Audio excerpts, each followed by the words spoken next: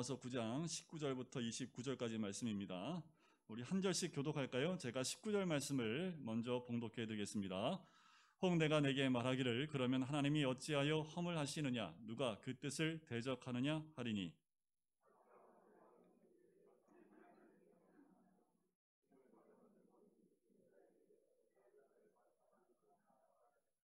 토기장이가 진흙 한 덩이로 하나는 귀히 쓸 그릇을 하나는 천이 쓸 그릇을 만들 고란이 없느냐.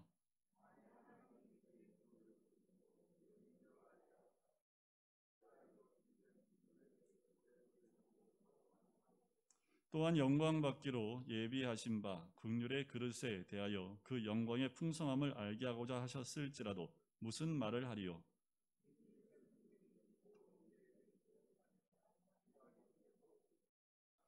호세아에 그래도 이르기를 내가 내 백성 아닌 자를 내 백성이라 사랑하지 아니한 자를 사랑한 자라 부르리라.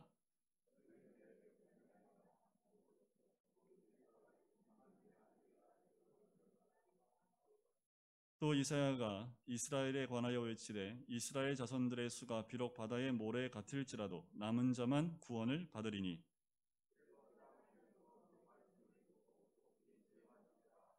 같이 읽겠습니다. 또한 이사야가 미리 말한 바 만일 만군의 주께서 우리에게 씨를 남겨두지 아니하셨더라면 우리가 소돔과 같이 되고 고모라와 같았으리로다 함과 같으니라. 아멘. 저희가 9장의 말씀을 함께 나누면서 사도 바울이 동족 때문에 마음에 많은 고통 가운데 있었음을 함께 나눴지요.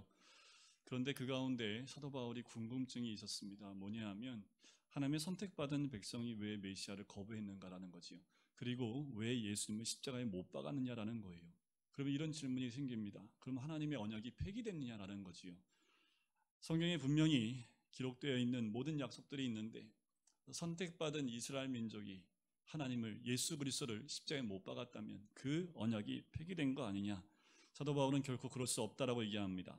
비록 이스라엘이 메시아를 거부하고 배척하고 죽였다 하더라도 약속의 자녀들은 메시아를 환영하고 영접하고 그리고 신실한 증인으로 거듭났다라고 말하지요. 따라서 하나님의 약속은 아직도 신실하게 지켜지고 있다라고 답을 했습니다.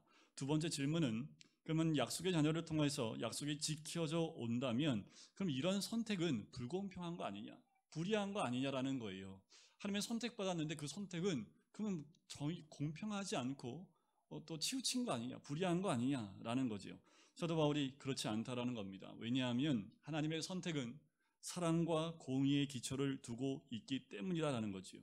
죽은 자를 살리고 구원받지 못한 자를 살린 것을 불의하다라고 말할 수 없다라고 이야기합니다. 이제 오늘 세 번째 질문을 합니다. 그 질문이 19절에 나오지요. 혹 내가 내게 말하기를 그러면 하나님이 어찌하여 허물하시느냐 누가 그 뜻을 대적하느냐 하리니. 말씀을 준비하는데 이 19절이 무슨 말인지 저도 잘 이해가 안 가더라고요. 그래서 이것저것 막 찾아봤어요. 어떻게 하면 좀 쉽게 이해할 수 있을까. 그런데 이제 메시지 성경에 보니까 이렇게 쉽게 설명을 해놨습니다. 모든 것을 다 하나님이 결정하시는 것이라면 어떻게 하나님이 우리에게 책임을 물을 수 있단 말입니까? 큰 결정은 이미 다 내려졌는데 대체 우리가 할 수 있는 것이 무엇이란 말입니까? 라는 것으로 설명을 해놨습니다. 그렇죠. 근데 20절에 사도 바울이 이렇게 명쾌한 대답을 합니다. 이 사람아, 내가 누구이기에 감히 하나님께 반문하느냐? 지음을 받은 물건이 지은 자에게 어찌 나를 이같이 만들었느냐? 말하겠느냐? 이 20절은 이 사람아라는 말이요. 잘 보시면 약간 좀 짜증이 있지 않습니까? 이건 짜증 정도가 아닙니다. 조금 사도 바울이 덜 배운 사람이면 야, 이 X야. 아마 이렇게까지 나왔을 겁니다. 전 동조합니다. 저라면 아마 막대기 하나 들고 머리 통통 치면서 에휴 아마 이러지 않았을까. 또 이 말씀 준비하면서 저도 가끔 그래요. 가끔 일부 아주 극소수의 성도님들 만나면 그냥 이렇게 꼭 때려주고 싶은 분들이 계세요.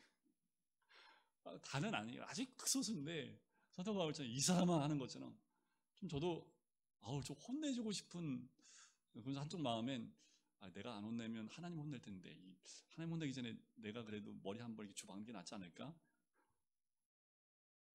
네. 본인이 그렇다고 느껴지시면 오늘 집에 가서 회개하시면 이 사람아라는 그 말을 하는데, 여러분들 첫 번째 질문하고요, 두 번째 질문은 사도 바울이 참 논리적입니다. 구약의 아브라함과 이삭을 이야기하면서 첫 번째 질문에 답을 했고요, 두 번째 질문에는 모세와 바로를 예를 들면서 설명을 했어요. 그런데 이 세 번째 질문은요, 논리 필요 없습니다.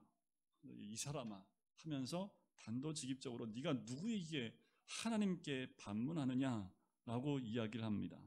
인간은 피조물이지요. 하나님이 인간을 지으셨습니다. 그럼에도 불구하고 하나님이 인간을 지으셨는가 논쟁을 해요. 하나님이 계시냐 계시지 않느냐 가지고 이야기를 하고 어리석게 질문을 합니다. 인간은 하나님께서 만드셔서 태어났는데 어떻게 이런 논쟁을 할 수 있습니까? 마치 이런 거예요. 근데 이런 논쟁할 수 있습니까? 내가 스스로 태어났는지 부모에게 태어났는지 이거 갖고 논쟁하고 있으면 우리는 뭐라고 얘기합니까? 그런 자식을 후레자식이라고 얘기하지요. 그잖아요. 부모가 없는데 어떻게 자식이 태어나요? 내가 어떻게 태어납니까? 부모님이 없는데. 오늘 저희 부모님 오셨는데 부모님이 없는데 계신데 제가 어떻게 태어나요? 제가 스스로 태어날 수 있습니까? 말이 안 되지요. 그렇게 말하는 것 자체, 논쟁 자체가 말이 안 되는 논쟁인데 우리는 그런 논쟁을 하고 있는 거지요. 얼마나 악합니까? 이런 비슷한 질문을 했던 사람이 아담이라는 우리 조상이지요. 아담을 하나님 만드셨지요. 근데 혼자 있는 게 좋아 보이지 않으셔서 깊이 잠들게 하고 갈비뼈를 취해서 여인을 만들어서 아담에게 데리고 옵니다. 그랬더니 아담이 그 여인을 보고 하와를 보고 뭐라고 얘기했을까요? 우리 남자분들, 남편들 뭐라고 얘기했어요? 벌써 우리 남편들은 다 까먹으신 내 뼈 중에 뼈요? 살 중에 살이라. 오늘 남편들은 집에 가서 아내들한테 이 말을 꼭 고백하시길.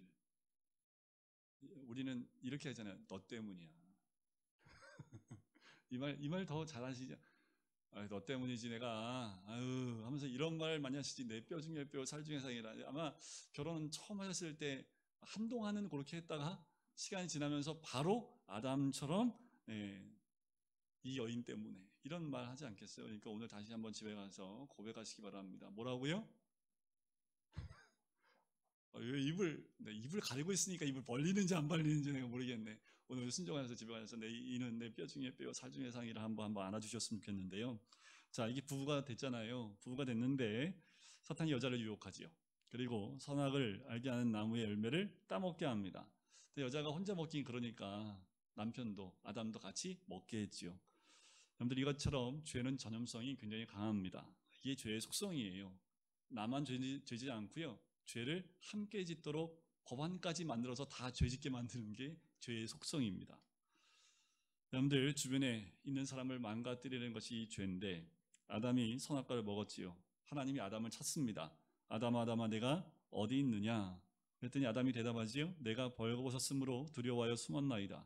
하나님이 말씀하십니다. 네가 벌거벗은 것을 누가 가르쳐줬느냐? 너 선악과 먹었느냐? 라고 얘기합니다. 자, 이때 예스와 노.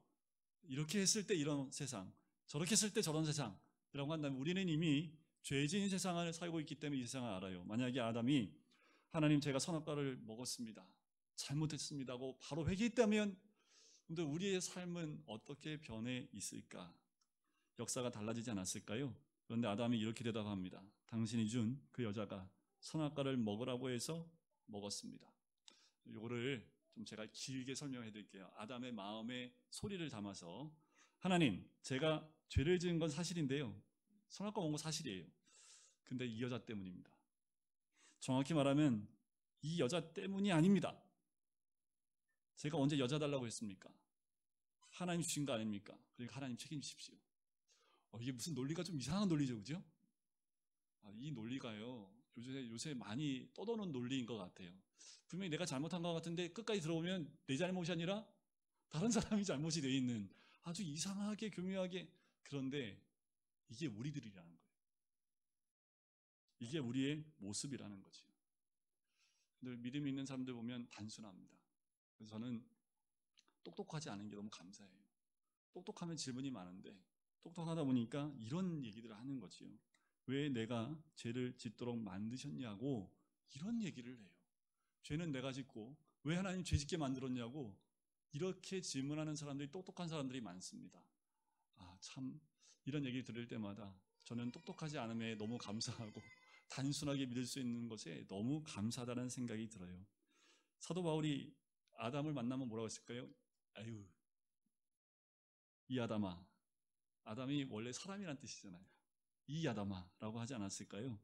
아마 그 말에는, 이 사람아라는 말에는 적반하장도 유분수지라는 그 말의 뜻이 다 들어가 있는 것 아닌가. 그래서 설명을 합니다. 첫 번째가 토기장이의 비유를 들지요. 21절 보시면 토기장이가 지는 항덩이로 하나는 귀히 쓸 그릇을, 하나는 천이 쓸 것을 만들 권한이 없느냐. 자, 토기장이는 하나님이고 그릇은 인간을 뜻합니다. 인간은 흙으로 만들어졌지요. 하나님이 흙으로 빚으시고 코에 생기를 넣어서 생명이 되게 하셨습니다. 그래서 우리 죽으면 다 어떻게 됩니까? 흙으로 육체는 돌아가게 되는 거지요. 자, 토기장이는 진흙을 잘 반죽해서 자신이 원하는 그릇을 만듭니다. 토기장이는 그릇을 만들 때 다 똑같이 만들지 않아요. 어떤 건 크게 만들기도 하고, 어떤 거는 작게 만들기도 하고, 어떤 거는 저처럼 길게 쭉 빼기도 하고, 어떤 분은 좀 작게 만들기도 하는 거지요. 어떤 건 귀하게 집에서 쓰는 그릇을 만들기도 하고, 어느 그냥 막 쓰는 그릇을 만들기도 하지요. 어떤 그릇은 밖에서 쓰는 그릇, 어떤 그릇은 안에서 들여놓고 쓰는 그릇 등을 만듭니다. 반죽은 같아요. 근데 토기장의 마음과 필요에 따라서 그릇은 만들어집니다. 토기장에게 이렇게 마음대로 만들 권한이 있습니까? 없습니까? 있어요? 없어요? 제가 토기장한테 이거 왜 이렇게 만들었어요? 라고 질문할 수 있지만 얘가 만든 그 토기장이한테 얘가 나 왜 이렇게 만들었어요? 난 이렇게 길게 심고 좀 작게 만들지 라고 말할 수 있습니까? 없습니까? 마치 이 예술작품이 또 이런 그릇들이 만든 이한테 얘기하는 것 같아요. 오늘 종로 쪽에 가면 큰 건물들마다 조형물이 참 많습니다. 이 건물 지으면 그런 법이 있는 것 같아요. 조형물 하나씩 만들려고. 근데 막 무시무시한 조형물이 너무 많아요. 사람 모양을 한 5m짜리를 세워놨는데 저걸 왜 세워놨나? 지나가면서 묻고 싶은데 저는 물을 수 있지만 그 조형물은 도대체 당신 나를 왜 이렇게 만들었어? 라고 말할 수 없지요. 그러면 이렇게 또 인간이 질문을 합니다. 그렇다면 인간은 무엇인가? 하나님 마음대로 하는 장난감과 같은 존재입니까? 하나님의 주권은 인간의 인권을 무시합니까? 그렇다면 인간은 불필요한 존재입니까? 소나 돼지, 물건과 같은 존재입니까? 이 인간이란 이 인권을 들이대면서 하나님의 주권에 대해서 도전하는 경우가 굉장히 많습니다. 인권이 전부 다라고 얘기합니다. 하면서 인권을 보호하기 위해서 이런 도전적인 질문들, 이야기들을 많이 하지요. 여러분, 하나님의 주권은 인간의 인권을 무시하는 것이 아닌가라는 사람들이 질문에 뭐라고 대답하시겠습니다? 그렇지 않지요. 왜냐하면 우리 토기장이신 하나님이 실수하시는 분이 아닙니다. 우리 하나님은 우리를 만드실 때 모든 능력을 다 사용하셔서 만드시는 분이지요. 절대로 우리에게 해를 끼치거나 실수하거나 잘못을 저지르시는 분이 아니라는 거예요. 마치 나를 도와주는 배경이 든든할수록 더 안전한 것과 마찬가지입니다. 금요일날 제가 말씀을 나눴지요. 네, 우리 주님 안에 있는 것, 나의 피난처가 되시고 나의 힘이 되시는 분입니다. 하나님의 주권은 영원하고 독특하고 너무 크기 때문에 내가 하나님 안에 있을 때 자유와 인간됨과 구원이 완전히 보장이 되는 거예요. 이런 예를 한번 들어보고 싶어요. 물고기도 무슨 권위 있다고, 난 물고기 안에 갇혀있는 거 싫다고, 공중에 나는 새처럼 공중에 날고 싶다고 하면 살 수 있어요? 없어요? 공중에 나는 새가 나는 왜 공중에만 날아다니냐고, 물속에 들어가 살고 싶다고 물속에 들어가면 살아요? 못 살아요? 하나님이 창조해 주신 그 공간 안에 있을 때 자유를 누릴 수 있는 겁니다. 물고기는 하나님이 창조하신 그 물 안에 있을 때 진짜 자유를 얻을 수 있는 거지. 우리 인간도 하나님의 주권 아래 있을 때 진정한 인권을 누릴 수 있고 자유함을 누릴 수 있는 거예요. 그런데 우리 인간은 이 인권을 얘기하면서 하나님 주권 밖으로 벗어나려고 합니다. 살 수 없어요. 자, 여러분들, 하나님 주권을 불편하게 하는 사람들이 있습니다. 불편해하는 사람들이 있어요. 왜 하나님 주권을 불편해하는지 아세요? 하나님의 사랑이 나를 제한한다라고 생각하지만 하나님의 주권에 대해서 불안해하는 이유는 죄 때문입니다. 죄에 대해서 해결함을 받은 우리들은 그 하나님의 주권 안에서 하나님 안에서 자유함을 누릴 수 있지만 하나님 하나님의 주권, 하나님을 인정하지 않는 하나님 밖에 있는 사람들은 인정하고 싶지 않은 거지요. 왜요? 그 죄가 있기 때문에 하나님의 심판 가운데 가기 싫은 거지요. 거부하는 겁니다. 그것이 죄된 인간의 모습이에요. 내가 하나님 안에 있을 때 진정한 자유를 얻을 수 있는 거지요. 하나님은 죄에 대해서 여지없이 심판을 하십니다. 하나님은 절대로 죄를 용납하지 않으세요. 그래서 기독교에 대해서 세상이 손가락질하고 도전하는 이유가 여기 있습니다. 그들은 그들의 죄에 대해서 해결할 수 있는 사람이 단 한 명도 없기 때문에 그렇습니다. 따라서 우리들이 하나님의 자녀가 아닐 때는 하나님의 주권이 무섭게 느껴져요. 그러나 하나님의 자녀가 되면 이 주권은 축복입니다. 그 주권은 곧 생명이요, 영생입니다. 이것이 토기장이 비유예요. 우리는 그릇이지요. 여러분들, 그냥 만들어진 그릇은 단 하나도 없습니다. 토기장이가 그릇을 만들 땐 다 필요에 따라 토기장이가 만들게 되어져 있습니다. 가장 아름답게 우리를 만드십니다. 비록 하나님께서 나를 막그릇으로 만드셨다 할지라도 그것이 필요해서 만드셨지 나를 천대하기 위해서 만드신 것이 아니라는 거예요. 여러분이 있는 그 자리에, 여러분들이 있는 그 삶이 하나님이 그곳에 쓰기 위해서 만드신 작품이라는 겁니다. 안심하세요. 하나님은 우리를 지켜주시고 보호해 주시는 하나님이십니다. 하나님은 절대로 실수로 만드시는 분이 아니라는 거예요. 하나님은 우리 모두에게 각자 있는 자리에서 가장 적절하게 쓰임받도록 우리의 그릇을 만드신 하나님이십니다. 하나님 절대 우리를 실수로 만드시지 않았기 때문에 우리의 구원은 어때요? 완전한 겁니다. 자, 두 번째 대답이 22절과 23절인데요. 만일 하나님이 그의 진노를 보이시고 그의 능력을 알게 하고자 하사 멸하기로 준비된 진노의 그릇을 오래 참으심으로 관용하시고 또한 영광 받기로 예비하신 바 긍휼의 그릇에 대하여 그 영광의 풍성함을 알게 하고자 하셨을지라도 무슨 말을 하리요? 자, 여기 두 가지 그릇이 나옵니다. 멸하기로 준비된 진노의 그릇과 영광 받기로 예비하신 바 긍휼의 그릇이라는 말이지요. 토기장이와 그릇의 비유를 말하고 있습니다. 여전히 이 그릇에 대해서 사도 바울은 24절, 굉장히 중요한 절입니다. 이렇게 명확한 말을 합니다. 이 그릇은 누구라고요? 우리입니다. 곧 유대인 중에서 뿐 아니라 이방인 중에서도 부르신 자니라. 자, 굉장히 중요한 말이 끝에 나오지요. 이 그릇은 바로 부르신 자입니다. 유대인이든 이방인 중에서든 부르신 자들이라는 거예요. 이 그릇은. 이 그릇 중에 귀히 쓰는 그릇이 있고 천이 쓰는 그릇도 있고 멸망받기로 되어 있는 사람과 긍휼을 받게 되어 있는 사람이 있습니다. 선택받은 유대인도 있고 선택받지 못한 이방인도 있습니다. 그러나 하나님께서 사랑으로 선택받지 못한 사람마저도 선택했다면 우리가 어떻게 하나님께 허물이 있다고 말할 수 있겠습니까? 진노의 그릇으로 말한 그 그릇까지 하나님이 선택하셔서 멸망하지 않게 하셨다면, 그리고 긍휼을 입은 사람에게 놀라운 하나님의 영광을 보여주셨다면 그것이 하나님의 은혜이지요. 그것이 하나님이 우리를 부르신 크신 은혜인 줄 믿습니다.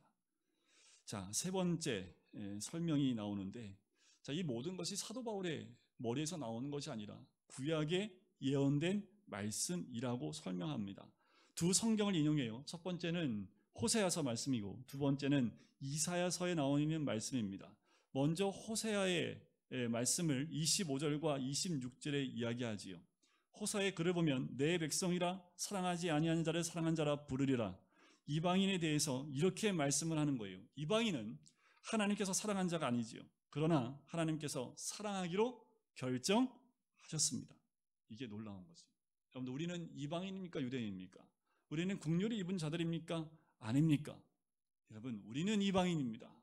그런데 하나님이 우리를 어떻게 했다고요? 선택하셨다라는 거죠. 여러분들 믿으세요?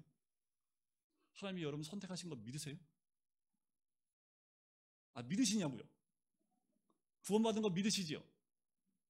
구원의 복을 우리가 누릴 수 있도록 하셨던 근거가 이 말씀에 있는 거잖아요. 내 백성이 아닌데 내 백성이라고요. 사랑하지 않는데 사랑한다라고 우리를 부르신다라는 거예요. 그래서 이 민족 가운데 복음을 허락하신 거 아닙니까? 2000년 이전에 죽으신 그분, 그 복음을 110년 전에 우리가 전혀 알지 못하는 이방 호쟁이라고 하지요. 이국 사람들이 와서 복음을 전합니다. 그 복음을 받아들인 선택된 사람들이 있고 그 선택된 우리의 선조들 통해서 지금 이 시간 우리가 선택받은 민족으로 선택받은 하나님 백성으로 이곳에 앉아 있는 거 아닙니까? 이 복을 누리고 있는 거예요.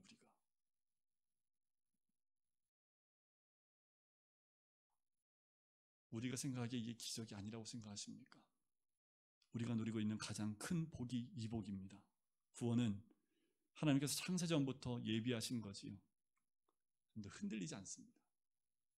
마귀가 우리의 구원을 흔들 수 없어요. 흔들리지 마십시오. 근데 무엇이 이 구원을 흔들 수 있습니까? 왜요? 태초전부터 하나님이 우리를 선택하고 부르셨는데 왜 흔들리세요? 그래요. 참 우리가 연약한 존재이기 때문에 환경에 의해서 마음이 믿음이 흔들릴 수 있습니다. 저한테 오세요. 한 대 때려드릴게요. 지금 사도 바울인 거예요. 이 사람아 라고 얘기하는 거 똑같아요. 왜 흔들리냐는 거예요. 하나님이 부르셨는데 하나님이 선택해 주셨는데 왜 흔들리냐는 거예요. 흔들릴 수 있지요. 하지만 하나님이 예수 그리스도의 피로 우리를 사셨기 때문에 우리는 그 주님의 선택에서 벗어날 수 없는 존재들입니다. 잊지 마십시오. 이 복이 가장 큰 복입니다. 그런데 구원의 복을 못 누리고 산다면 여러분들 무엇을 누리고 살 수 있습니까? 우리가 누릴 수 있는 가장 큰 복은 구원의 복입니다. 이 복 외에 다른 복은 다 격가지예요. 그런데 이 큰 복 못 누리고 격가지 복만 우리가 요구하고 있지요. 대학의 복, 물질의 복, 성공의 복, 다 격가지입니다. 제일 중요한 복이 뭐예요? 구원의 복을 누리는 겁니다. 이 구원의 복이 내 중심에 딱 있으면 격가지 좀 잘라지고 이 앞에 있는 식물들 보면 새벽마다 입이 떨어져요. 마음이 아파요. 왜 떨어지나? 그래서 영양제도 막 놔주고 막 하는데 떨어질 건 또 떨어지더라고요.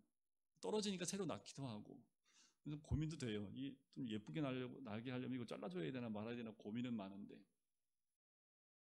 여러분 흔들리지 마십시오.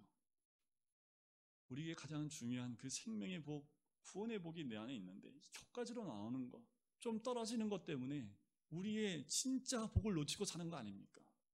구원의 놀라운 복, 이거는 누구도 흔들 수 없는 복, 가장 귀한 복을 우리가 받고 있음에 다른 것 때문에 왜 이렇게 흔들리십니까? 이게 조금 흔들리다 보면요, 격가지 때문에 좀 흔들리다 보면 이 중심이 흔들리고 뿌리까지 흔들리는 분을 보면 아우 정말 제가 그냥 딱 가서 그냥 이 사람아 하고 그냥 정신 차리세요 말씀을 드리고 싶어요. 정신 차리십시다. 우리가 누리는 복은 다른 복 아닙니다. 구원의 복이에요.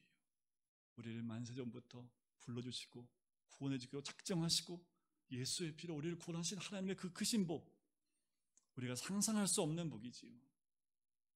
그 복은 우리로 하여금 어떠한 환난도 정말 산을 옮길 만한 믿음이 되기도 하고요. 귀신이 우리를 범접하지 못하고요.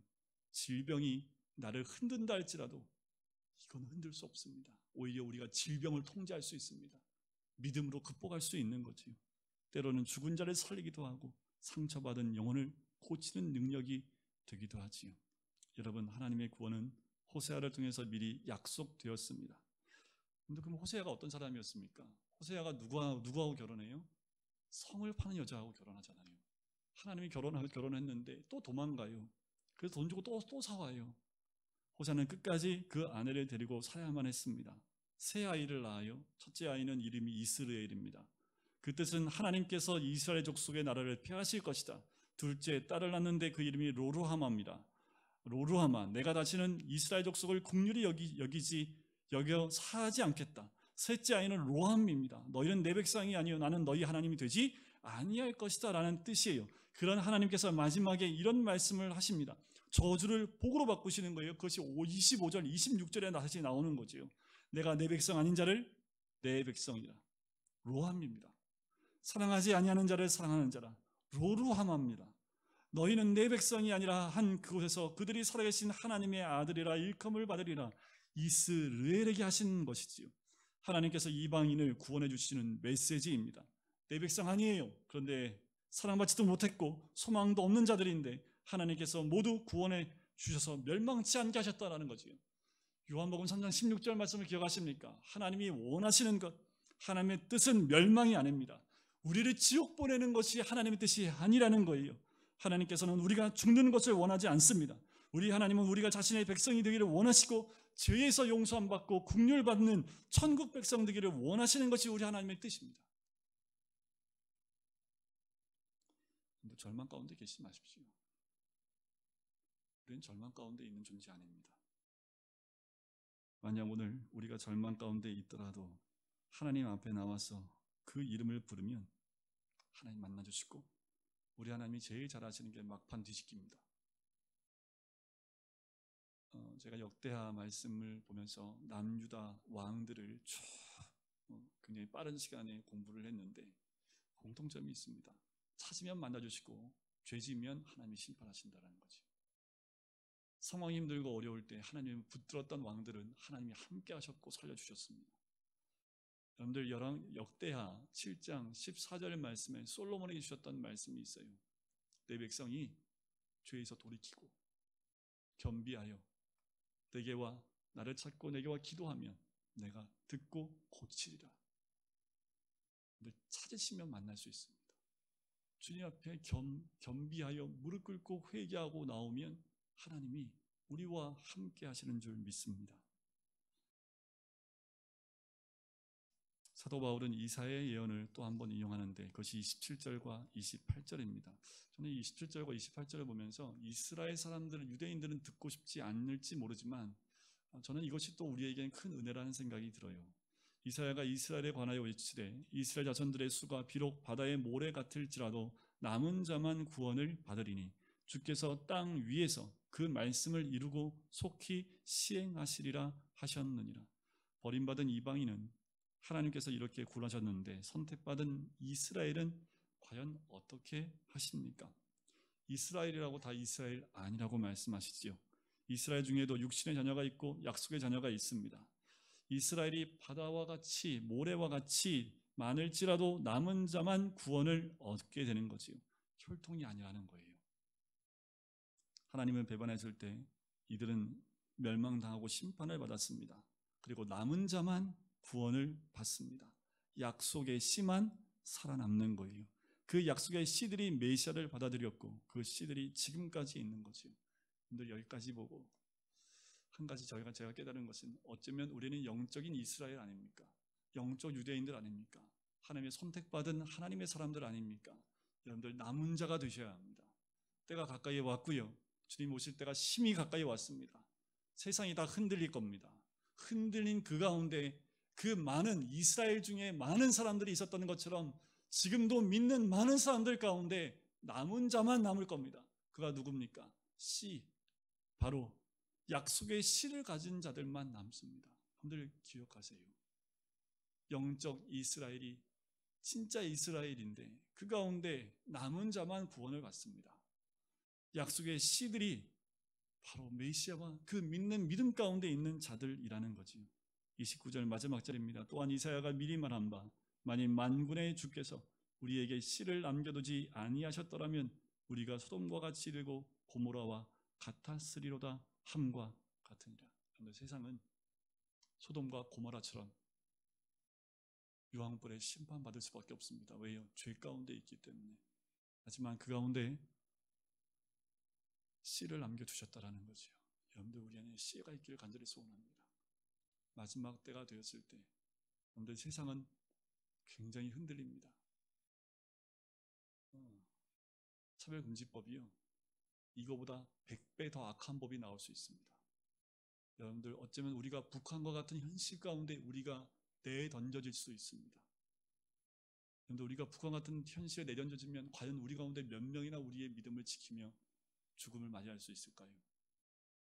마지막 때가 가까이 오면 여러분들 그런 환경이 오지 말라는 법 없지요. 목사들도 다 잡혀갈 때가 올 수도 있습니다. 그런데 그 와중 가운데 이 말씀을 기억하셔야 돼요. 씨는 남겨두신다라는 거지. 우리 모든 성도님들이 이 씨가 되었으면 좋겠습니다. 세상이 멸망하고 소돔과 고모라처럼 심판받을 때에 씨가 되어지는 그 사람들은, 선택받은 주의 백성들은 남아요. 그 남은 자가 되는 거지. 여러분들 세상은 다 흔들리고 없어져요. 중요한 건 구원의 그 놀라운 은혜, 하나님의 선택받은 그 구원받은 복만 가지고 있으면 됩니다. 다른 것 다 없어지더라도 여러분들 붙잡아야 될 것은 구원의 복인 줄 믿습니다. 우리나라도 일본도 중국도 마찬가지지요. 놀랍게도 하나님께서 우리를 버리지 않으시고 내 백성이라고 말씀하셨고 내가 너를 사랑한다 말씀하셨기 때문에 여러분들 우리가 다시 한번 깨어 구원의 복만 그냥 그것만 붙잡으세요. 주변에 그 모든 것 다 떠납니다. 다 사라지고 깨어질 수 있고 다 내려놔야 될 때가 올 수도 있습니다. 중요한 것은 구원의 복이지요. 호세아의 예언은 구원받을 수 없는 이방인 가운데 구원받을 자가 있다는 내용입니다. 반대로 이스라엘은 하나님의 선택을 받은 백성입니다. 그렇지만 이스라엘이라고 다 이스라엘이 아니라는 거지요. 약속의 자녀들을 통해 구원의 역사를 이루시는 줄 믿습니다. 하나님이 앞으로 만드실 나라는요, 그것이 남은 자만 남습니다. 우리 모두는 그 하나님 나라에 있어야 될 하나님 나라 백성인 줄 믿습니다. 그 구원의 은혜에만 늘 감사하고 머무르세요. 우리 육은요 점점 쇠퇴합니다. 질병 걸리고 연약해지고 점점 우리의 육은, 우리의 삶은 점점 그렇게 될 수밖에 없어요. 그럴 때 더 선명하게 드러나야 될 것은 구원의 복입니다. 근데 그 구원의 놀라운 복 가운데 머물면서 우리가 받은 구원이 얼마나 깊고 복된 것인지 늘 묵상하며 하나님 나라 백성임을 감사하는 우리 모든 성도님 되시기를 주님의 이름으로 간절히 축원드립니다. 사랑의 주님, 토기장이 되신 우리 주님께서 우리를 각자 있는 자리에서 각자의 그릇으로 비워주시고 만들어주셨음을 감사합니다. 어떻게 만들어졌던 어떤 그릇으로 비워졌던 주님이 우리를 직접 만드셨기에 주님의 손 안에 있고 주님 안에 있는 큰 은혜가 있는 줄 믿습니다. 사랑받을 수 없었던 우리들, 그런 우리를 사랑하여 주시고 구원해 주신 하나님의 그 선택과 그 은혜에 감사하며 오늘도 아버지 하나님 남은 자가 되어져 구원의 참다운 복을 우리 안에 믿고 누리며 이 땅 가운데 진정한 주의 복을 누릴 수 있는 주의 사람들이 될 수 있도록 주여 축복하시고 인도하여 주시옵소서. 하나님, 우리 삶 가운데 있는 것들 때문에 격가질 들 때문에 진정한 복을 놓치며 아버지는 흔들리지 아니하는 주의 백성이 될 수 있도록 축복하여 주시옵소서. 우리 안에 씨가 있기에 때가 가까이 올수록 하나님 백성으로 남는 주의 백성 되길 간절히 소원합니다. 감사드리며 예수 그리스도의 이름으로 기도드립니다. 아멘.